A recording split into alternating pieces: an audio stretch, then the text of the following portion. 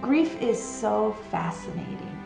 It doesn't know any type of boundaries. Everybody can be affected by different types of grief in different ways. This week is the anniversary of my late husband Rob's death.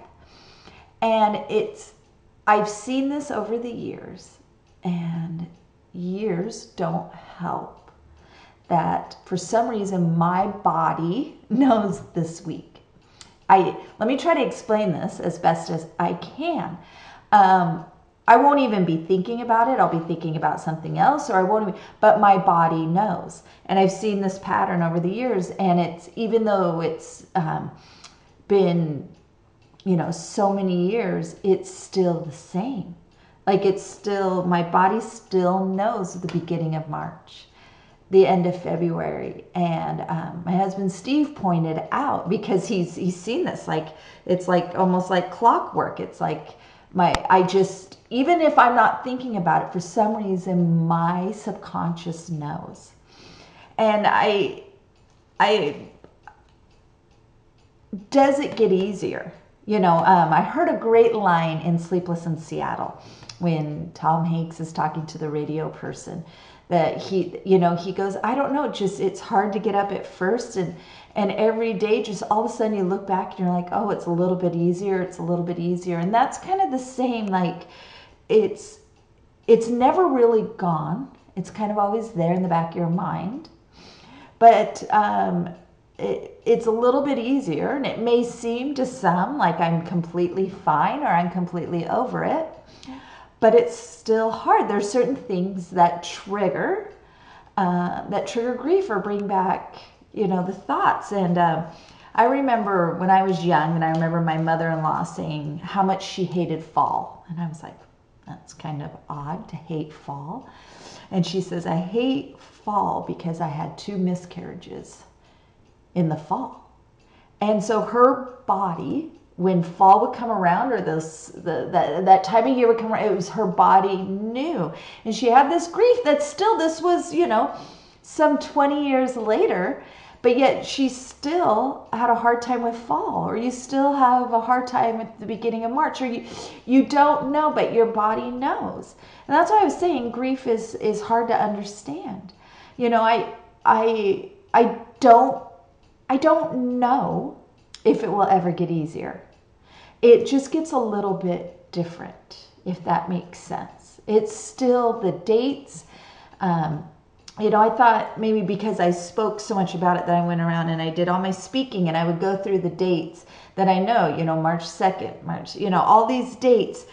But it's just, it just kind of does it. And you would think moving to a different, weather, or something like that, you have a different type of March than I did in the Northwest, but it doesn't. It's just, it's interesting how you handle. And I was talking with a member of my stake presidency, and he said it's interesting how that's the one thing that God doesn't take away is grief. He lets us feel it.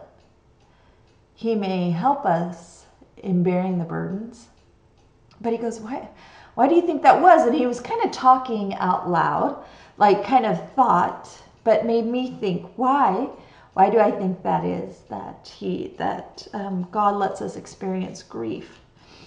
And I don't know, it's kind of a thought for you to think about right now. I know that I'm much more humble, and I much more need Christ when I have grief.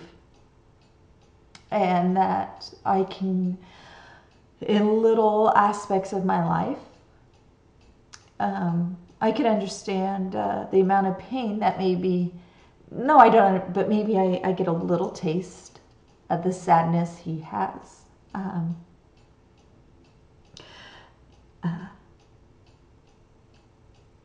When he loses some of us. So I don't know, but it was just something to think about. that, you know, to just kind of look at your life. And sometimes when it's like, why does this always, why do I hate Christmas, or not hate Christmas, or why do I have a hard time at Christmas, or why do I have a hard time that your body or your subconscious knows a lot more than you do. And as we had my father-in-law pass away, and one of my nieces, I was just holding her and I'm like, it's okay to cry.